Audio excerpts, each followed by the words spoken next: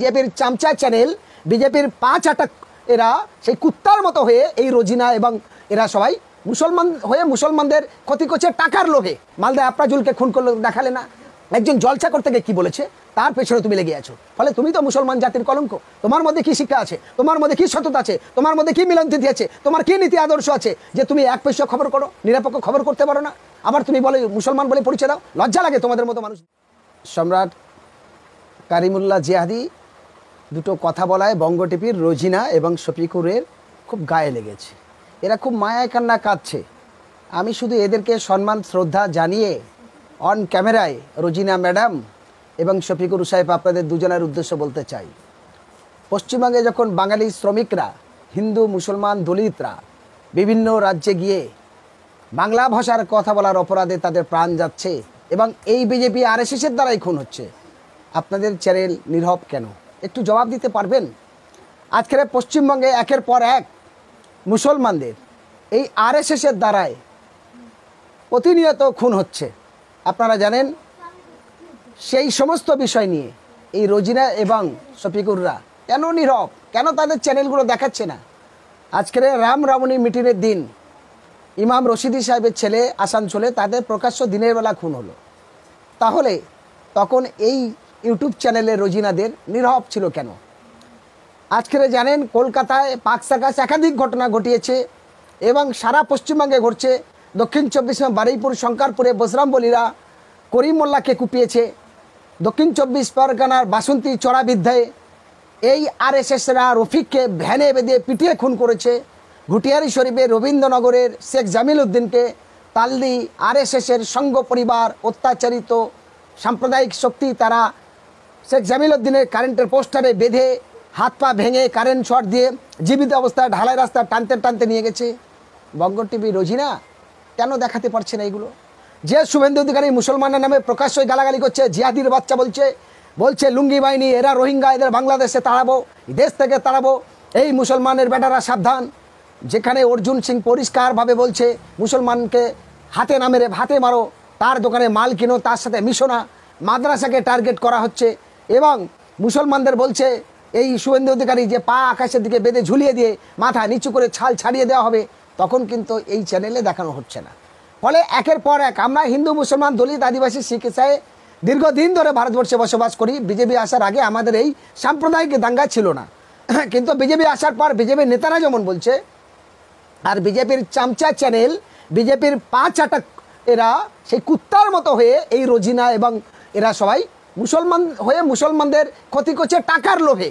কারণ এই কারণেই বলছি, যদি তার মধ্যে এক পরিমাণ ইমান থাকে, এক পরিমাণ যদি সততা থাকে, তাহলে আমার কাছে কোনো জাত নেই, আমার কাছে কোনো ধর্ম নেই, মানবতার খাতিরে নিরপেক্ষ কথা বলবো।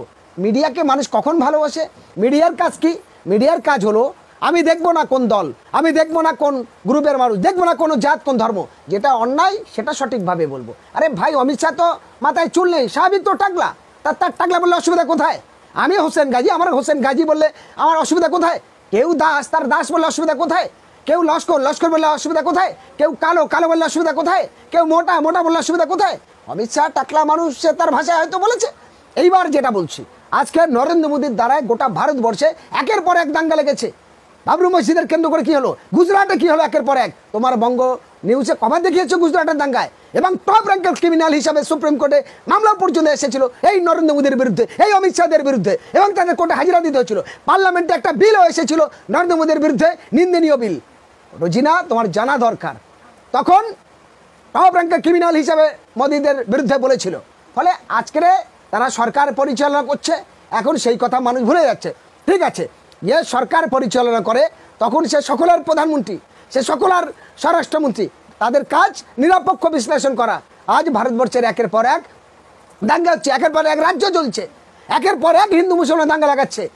এখানে যারা অন্য দেশের মানুষ শরণার্থী হিসাবে ছিল রোহিঙ্গা, তাদের হাত পা বেঁধে জীবিত অবস্থায় নদী ফেলে দিয়েছে। তোমার বঙ্গ টিভি দেখিয়েছে, তোমার বঙ্গ টিভি তার নিউজ করেছে যে জীবিত মানুষকে হাত পা বেঁধে, তার জন্য আইন আছে, তার জন্য জেল আছে, তার জন্য অনেক রকম ব্যবস্থা আছে। জীবিত মানুষের হাত পা বেঁধে নদীতে ফেলে দেওয়া হচ্ছে। এ কোন ধরনের গণতন্ত্র? ভারতবর্ষের জন্য স্বাধীন হয়েছিল যারা এই দেশে টন টন রক্ত দিয়ে ইংরেজকে, ব্রিটিশকে এই দেশ থেকে তাড়িয়েছে। আজকের 1925 সালে আরএসএস জন্মের পর তারা শুরু থেকে ভারত ভাঙার কাজ করেছে, আর আজ তোমরা তাদের চাটুয়াগিরি করছো। ছি ছি ছি ছি, লজ্জা থাকা উচিত। আমি বলবো রোজিনা এবং শফিককে যে তোমরা যদি সত্যিকারের সোশ্যাল মিডিয়া হও, ইউটিউব চ্যানেল তো সামান্য, কিন্তু নিরপেক্ষ সংবাদ মাধ্যম প্রকাশ করো, নিরপেক্ষভাবে মানুষকে দেখাও যে অন্যায় অন্যায় সবারকে দেখাও। একজনের চামচাগিরি করছো, আরেকজনের বিরুদ্ধে কথা বলছো, এটা ঠিক না। মিডিয়ার কাজ জাত না, ধর্ম না, দল না, যেটা সঠিক ঘটবে সেটা তুলে দেওয়া। আপনি শুধু বিজেপির কথা বলেন, আপনারা শুধু বিজেপির চামচাগিরি করেন, বিজেপির পা চাটেন, দালালি করেন। কিন্তু যে বিজেপিরা এত বাজে বাজে কথা বললো, শুভেন্দু অধিকারী, যে শুভেন্দু অধিকারী দাঙ্গা লাগাতে চাইছে প্রতিনিয়ত, যে অর্জুন সিং লাগাতে চাইছে, এবং বিজেপির একাধিক নেতারা, ওই তাদের বিরুদ্ধে তো তোমরা নিউজ করো না। তুমি আবার সেই শুভেন্দুর হয়ে পা চাটছো, ছি, লজ্জা থাকা দরকার। নারী সমাজের তুমি কলঙ্কিত, নারী সমাজের তুমি বদনাম করছো, গোটা বাংলার গণতন্ত্রকে হত্যা করছো। বিজেপি কিছু মুসলমান নেতারা গেছে টাকার লোভের জন্য, তারা চিটিংবাজি করার জন্য। কারণ এটা মনে রাখতে হবে, মুসলমান কোনোদিন অশান্তি করেনি। আজকের যত পশ্চিমবঙ্গে এগুলো দাঙ্গা লাগাচ্ছে আরএসএস বিজেপি, হ্যাঁ, এটা সীমাবদ্ধ ছেড়ে যাচ্ছে, গোটা ভারতবর্ষে জুটছে। আজকের এখানকার মানুষ বিভিন্ন জায়গায় কখন গরুর মাংস নাম করে, কখনো তাদের জিয়াদির নাম করে, কখন নামাজের নাম করে, একের পর এক খুন হচ্ছে। তোমার বঙ্গ টিভি তো দেখাচ্ছে না? মালদা আপ্রাজুলকে খুন করলো দেখালে না? আরও বহু মুসলমানকে এভাবে মারা হচ্ছে, দেখাচ্ছ না? ফলে আমরা হিন্দু মুসলমান দলিত আদিবাসী এক ট্রেনে যাই, একে বাসে যাই, একই স্কুলে সবাই পড়ে, একে বাজারে বাজার করি। আমাদের সেই সুন্দর সম্প্রীতি যারা ভাঙছে, তাদের বিরুদ্ধে তুমি সঠিক নিউজ করতে পারো না। একজন জলসা করতে গিয়ে কী বলেছে তার পেছনে তুমি লেগে আছো। ফলে তুমি তো মুসলমান জাতির কলঙ্ক। তোমার মধ্যে কি শিক্ষা আছে? তোমার মধ্যে কি সততা আছে? তোমার মধ্যে কি মিলনতিথি আছে? তোমার কি নীতি আদর্শ আছে যে তুমি এক পয়সা খবর করো, নিরপেক্ষ খবর করতে পারো না? আবার তুমি বলে মুসলমান বলে পরিচয় দাও। লজ্জা লাগে তোমাদের মতো মানুষদের দেখলে। এরা মহিলা, আমার বাড়িও মা বোন আছে। শুধু মহিলা হিসাবে রোজিনাকে আমি শ্রদ্ধা সম্মান জানিয়ে বলছি, আপনি সংযত হন। আপনি একজন নারী, অন্য নারীকে সম্মান করুন। আপনি একজন মহিলা, আপনি আপনার ঘরেও ভাই আছে, ফলে অন্য অন্য ভাইদেরকেও সম্মান করতে শিখুন।